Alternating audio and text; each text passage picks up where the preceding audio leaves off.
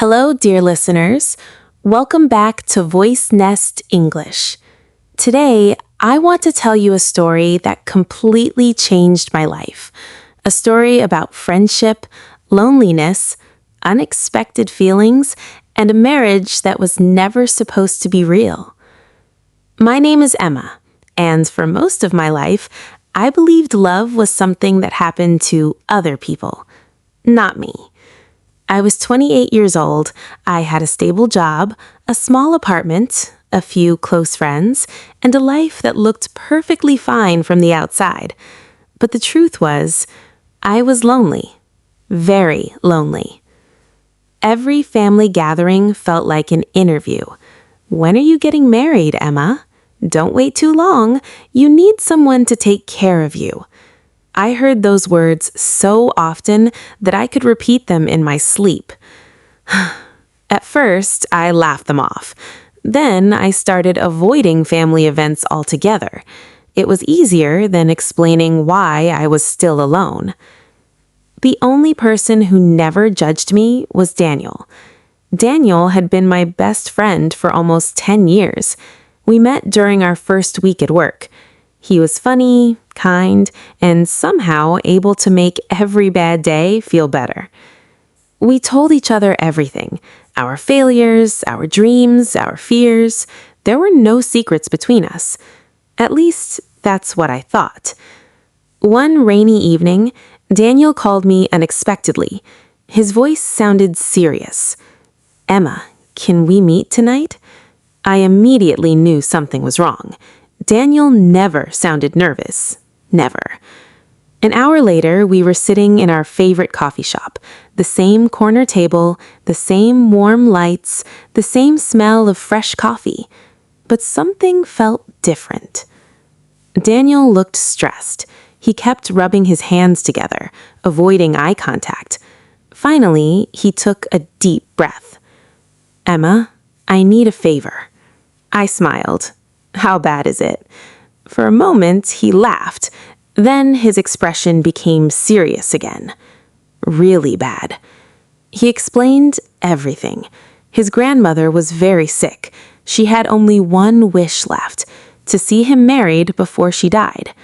The problem was, Daniel wasn't dating anyone, and he knew he couldn't break her heart.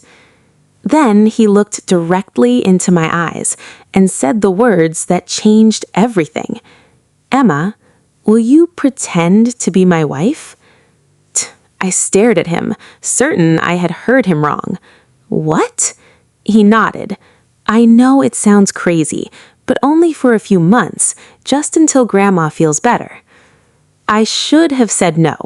Any normal person would have said no. But Daniel wasn't just anyone. He was my best friend, the person who had always been there for me. And honestly, part of me felt sorry for him.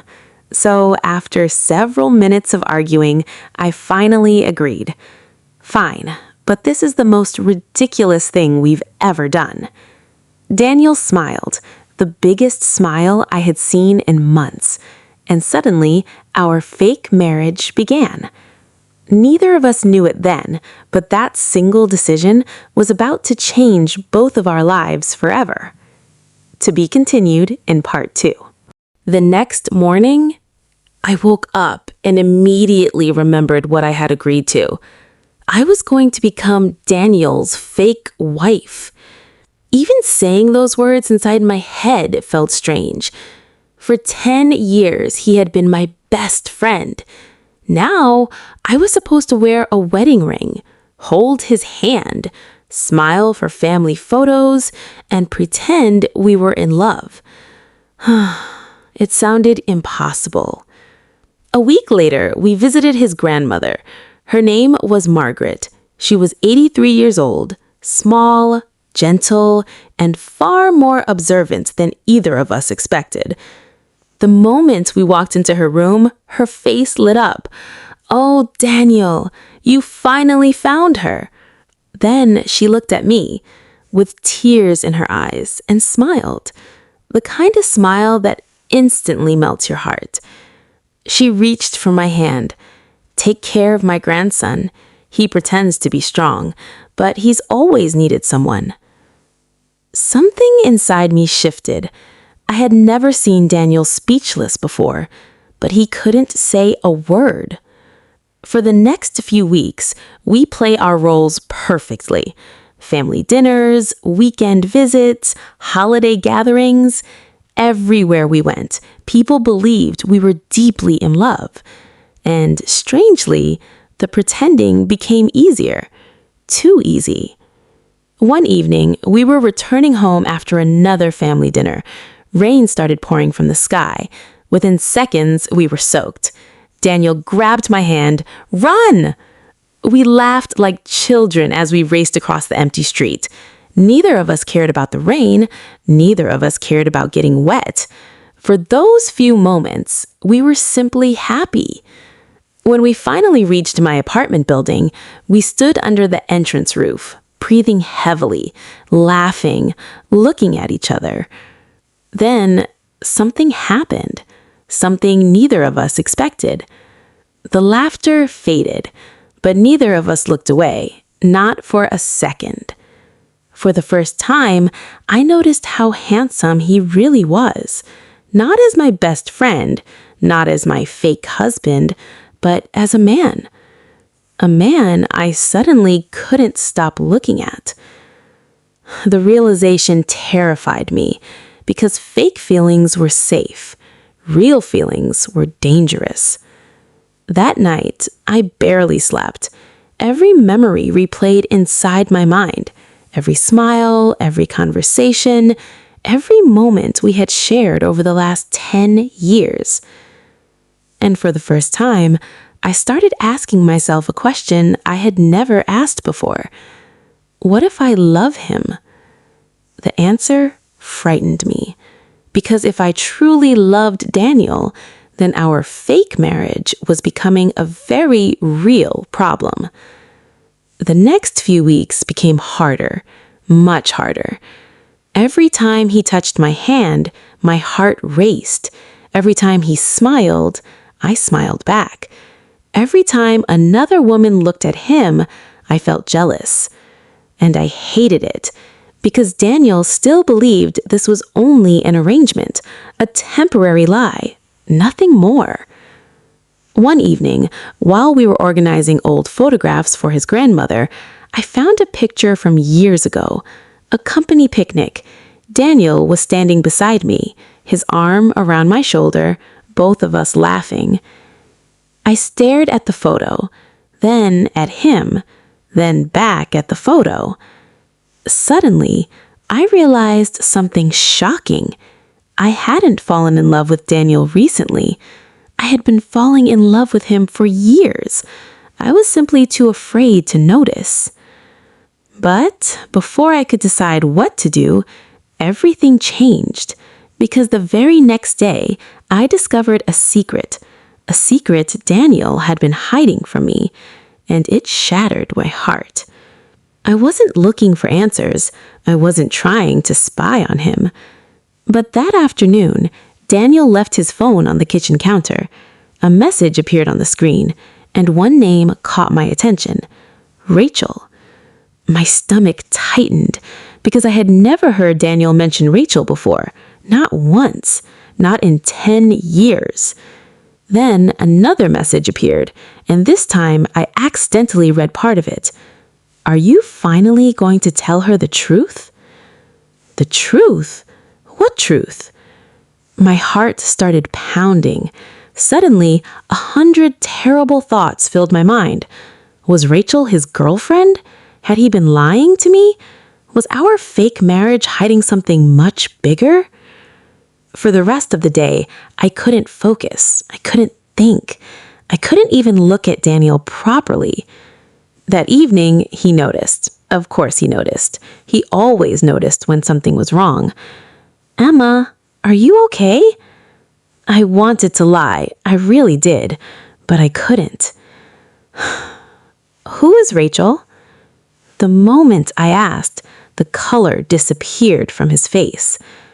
And suddenly, I knew. Whatever the truth was, it was going to change everything. The moment I asked, the color disappeared from Daniel's face. For several seconds, he didn't say a word. He simply stared at me, as if he had been afraid of this moment for a very long time. Finally, he sat down, slowly, quietly, and took a deep breath. "Emma, I can explain." My heart was pounding. I wasn't sure if I wanted an explanation or if I was afraid to hear it. "Who is Rachel?" I asked again. This time, my voice was stronger. Daniel looked down, then back at me, and finally spoke. "Rachel is my cousin." I blinked. His cousin? That wasn't what I expected, not even close. But then another question appeared. The message. What truth was she talking about? Daniel closed his eyes. For a moment, he looked completely defeated. Because he already knew the secret was finally over. When he opened his eyes again, they were filled with emotion, real emotion, the kind you cannot hide, not anymore. The truth is about you. My heart dropped. About me? Daniel looked away, as if the next words were the hardest words he had ever spoken. "I've loved you for years, Emma." The room became completely silent. I couldn't move. I couldn't think. I couldn't breathe. 10 years. 10 years of friendship. 10 years of memories. 10 years of laughter. And somehow he had loved me through all of it. "I never wanted the fake marriage," Daniel continued. "I wanted you." Tears filled my eyes, but he wasn't finished. The fake marriage was just an excuse to finally be close to you. I stared at him, completely shocked, completely speechless. Grandma really was sick. That part was true. But when she asked if there was someone special in my life, I already knew the answer. His eyes met mine, and my heart nearly stopped. It was always you. Tears rolled down my cheeks, slowly, silently. Suddenly, everything made sense. Every smile, every late-night phone call, every moment he stayed when everyone else left. He wasn't staying because he was my friend. He was staying because he loved me. And the truth was, I loved him too. Maybe I always had. Maybe I was simply too afraid to admit it. I walked toward him, slowly. My legs felt weak. My heart felt stronger than ever. Then I took his hand, the same hand I had held 100 times before. But this time, everything felt different. Daniel, his eyes filled with hope and fear. "I love you too." For a moment, he didn't react, as if he couldn't believe what he had just heard.